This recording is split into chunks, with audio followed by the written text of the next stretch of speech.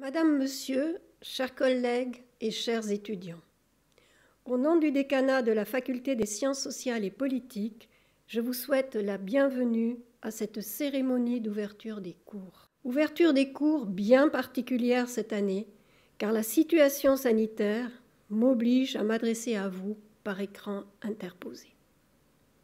Notre mission est de former des étudiants et des chercheurs à la hauteur des défis qui les attendent. Une mission complexe et forcément plus difficile dans cette année, marquée par l'incertitude et une crise sanitaire qui n'en finit plus. Plus que jamais, nous devons puiser dans nos ressources pour nous adapter et répondre aux évolutions permanentes de la vie et du contexte universitaire. Les cours ont repris ce lundi sur le campus, selon des mesures sanitaires strictes qui nous forcent à repenser nos enseignements et nos interactions afin de continuer à faire du campus un lieu de vie et de savoir. Il nous a donc paru important de maintenir le programme de cette cérémonie, avec d'une part une capsule vidéo de présentation des étudiantes et étudiants qui reçoivent un prix pour leur travail de mémoire, de thèse ou pour l'excellence de leur cursus académique.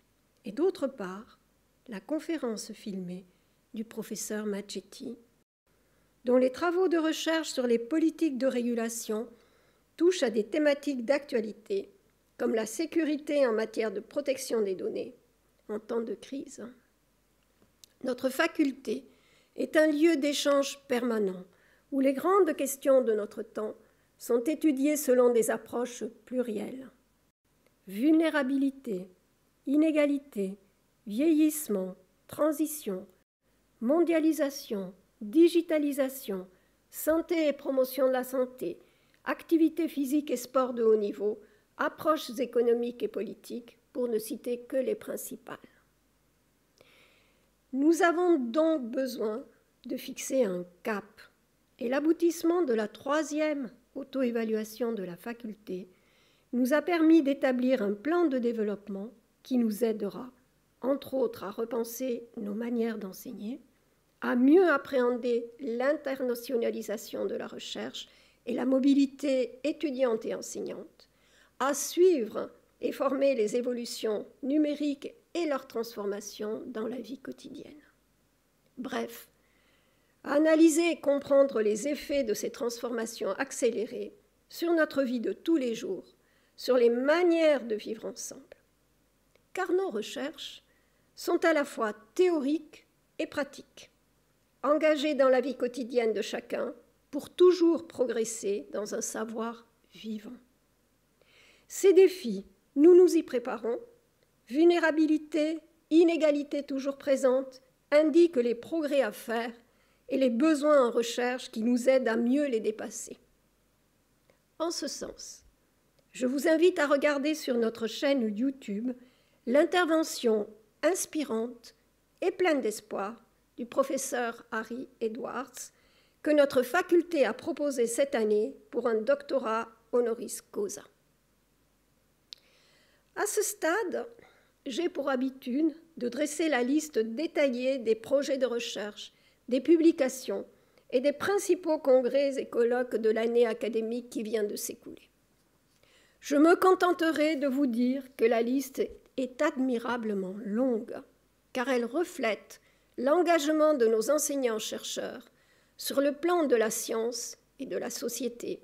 Et je vous invite à découvrir les nombreux fonds et bourses obtenues dans la faculté sur notre site web. En cette année particulière, qui nous a montré nos faiblesses, mais aussi nos capacités de réaction rapide et d'adaptation solidaire, je souhaite témoigner ma reconnaissance à l'ensemble des membres de la faculté pour leur résilience et leur flexibilité, qui sont mises à si rude épreuve et qui ont réussi un tour de force sans précédent. Je pense aussi aux nouveaux collègues qui nous ont rejoints en cours d'année et aux nouveaux étudiants qui découvrent la vie estudiantine. Soyez assurés que vous êtes toutes et tous bien entourés, que ce soit par les équipes enseignantes ou par les équipes de l'administration, dont l'implication au quotidien, les compétences et le sérieux permettent de faire fonctionner cette grande institution qu'est notre faculté. Je souhaite également remercier la direction de l'UNIL et les personnes travaillant dans les services centraux. Un merci également aux représentants du corps intermédiaire ainsi qu'aux étudiantes et étudiants de la ESP pour leur engagement dans le quotidien de notre faculté et pour son développement. Je remercie aussi tout particulièrement le professeur Maggetti d'avoir accepté l'exercice doublement difficile de présenter ses recherches à un large public, et ce, uniquement de manière digitale. Je vous invite à présent à découvrir la conférence du professeur Maggetti, ainsi que la présentation des prix remis cette année, et j'en profite pour saluer les représentants de la commune d'Écublanc et de la Société vaudoise d'utilité publique qui remettent cette année chacune un prix. Une bonne rentrée à toutes et tous.